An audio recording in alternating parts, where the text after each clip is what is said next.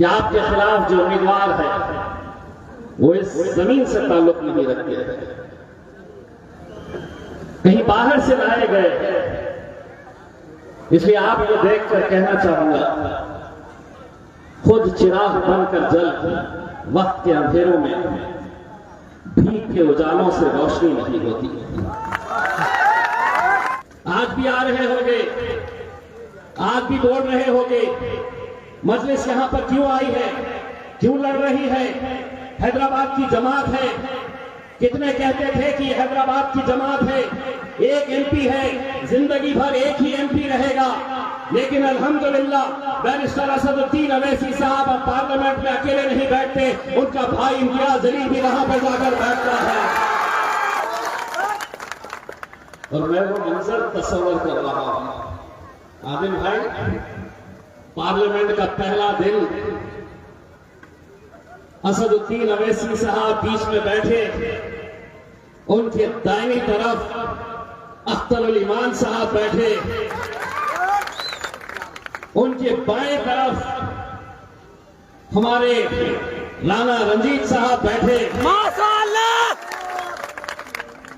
मैं ऐसा साहब के बाजू नहीं बैठता, मैं पीछे बैठता हूं। हाँ बराबर। और अभी भी पीछे ही बैठूंगा। इसलिए पीछे बैठता हूं कि जब भी असद साहब खड़े रहते हैं तो ये आरजेडी वाले, जेडीयू वाले, कांग्रेस वाले, भाजपा वाले, इन्हें बड़ी तकलीफ होती है शेरवानी को देखकर। लोग जिसको वोट देते हैं, पहले उनसे होती थी, बोले अब दूसरा आया है ये भी बहुत बोलता है, रिकॉर्ड भी है। अब ये दो बोलते हैं तो ये तीसरे साहब क्या कम बोलते हैं। तो वो मंजर तस्वर करिएगा। और उस दिन कौन कितने जीत कर आया है, कौन सी पार्टी कितनी आई है, ये मायने नहीं रखेगा। मोदी तो अमित शाह से यही सवाल करेगा, रे ओ सांभा कितने आए रहे इस बार। मेरे भाइयों, मैं आप लोगों से इत्तेहाद की भीख मांगने के लिए आया था। मुझे मालूम है कि आने वाले 2 दिनों के अंदर आपके बीच हमारे ही अपने कुछ लोग आएंगे और ये कहेंगे कि नहीं, इन्हें वोट देंगे तो वो जीत जाएगा, ये जीत जाएगा। सब एक ही थाली के चट्टे बट्टे हैं।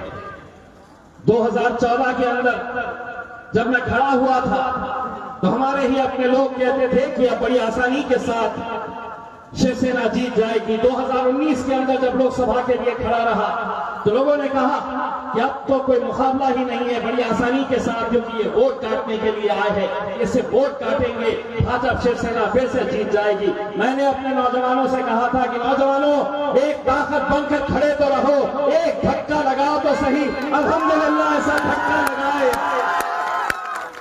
20 साल के शिवसेना को ऐसा उखाड़े,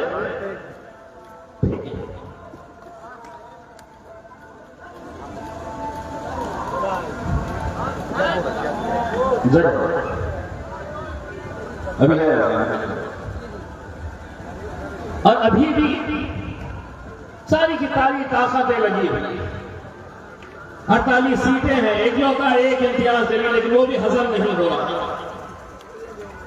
आज मुझे इस बात की खुशी है कि आज से 10 साल पहले जिस जमात को देखने का नजरिया लोगों का था, आज असदुद्दीन अवैसी साहब की मेहनत का नतीजा है कि आज हमारे पास राणा रंजीत जैसे नौजवान मजलिस के साथ जोड़ रहे।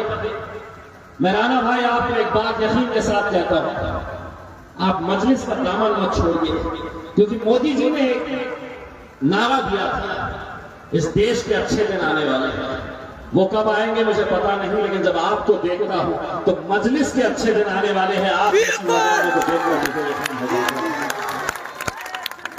क्योंकि आज जिस खूबसूरत गुलदस्ता इस मुल्क का हमने यहां पर सजा के रखा है, अगर हम कांधे से कांधा लगाकर एक दूसरे के साथ खड़े नहीं रहे, वरना इस मुल्क की सियासत ने हमें तो सिर्फ बांटने का काम किया, हमें सिर्फ तोड़ने का काम कर रही।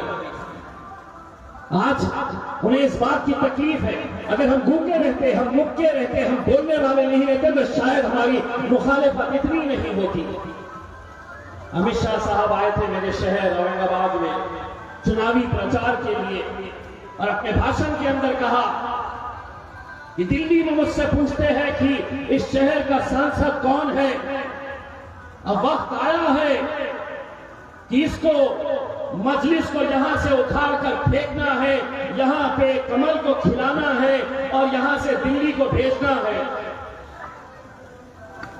अमित शाह साहब का भाषण मैं 1.5 महीना उनसे पूछते रह गया, कौन आया मेरे को उखाड़ कर फेंकने के लिए बताया। कोई नहीं आया, कोई उम्मीदवार ही नहीं मिला। बेचारे एकनाथ शिंदे साहब महाराष्ट्र के मुख्यमंत्री जा रहे थे, उनको बुलाया, बोले देख मैं तो वहां पे जीत नहीं सकता, तू लड़। उनके गले में बांध दिया। लेकिन इतना मैं आपको यकीन के साथ कह सकता हूं, जैसा हमारे आदिल भाई ने कहा, आपको ये समझकर चलना है कि आपका उम्मीदवार जो है वो राणा रणजीत सिंह नहीं है। आप ये समझ के 25 तारीख के दिन जब वोट डालने के लिए जाना, 9 नंबर के ऊपर जब आप मोहर लगाएंगे, पतंग की निशानी के ऊपर मोहर लगाएंगे, तो इस राणा के चेहरे के अंदर असदुद्दीन अवैसी साहब को देखना मेरे भाई। ये देखना कि मैं अगर यहां पर राणा को मजबूत करूंगा तो पार्लियामेंट के अंदर मेरे कायद बैरिस्टर असदुद्दीन अवैसी साहब को ताकत मिलेगी। मैं जब पार्लियामेंट नहीं गया, अकेले असद साहब को देखता था, मेरे मन में एक सवाल आता था कि एक अकेला एमपी 542 सामने बैठे हुए एमपी अलग अलग पार्टियों के, जो तुम्हें सिर्फ नफरत की नजर से देखते हैं कि ये चुनकर कैसा आया है, क्योंकि इसकी कौम को तो हमने सिर्फ एक रबर स्टैंप बनाकर रखा है कि हम 5 साल के बाद आएंगे, तुमसे कहेंगे वोट देना, तुम वोट देते रहना, हम हुकूमत करेंगे, हम सत्ता में जाएंगे, हम एमपी बनेंगे। ये कैसे चुनकर आ गया? जब असद साहब को मैं बाहर से देखता था तो मुझे ये एहसास होता था कि इस शख्स को इतनी हिम्मत कहां से मिलती है। जब मैं अंदर गया, उनके बाजू बैठा जाकर, तब मुझे ये एहसास हुआ मेरे कायद बैरिस्टर असदुद्दीन अवैसी साहब को अगर कहीं से ताकत मिलती है तो यहां से ताकत मिलती है मेरे भाई, आप लोगों से ताकत मिलती है। यहां पर अगर आप ताकतवर रहेंगे, आप मजबूत रहेंगे, हमारा सर शर्म से झुकने मत दो मेरे भाई।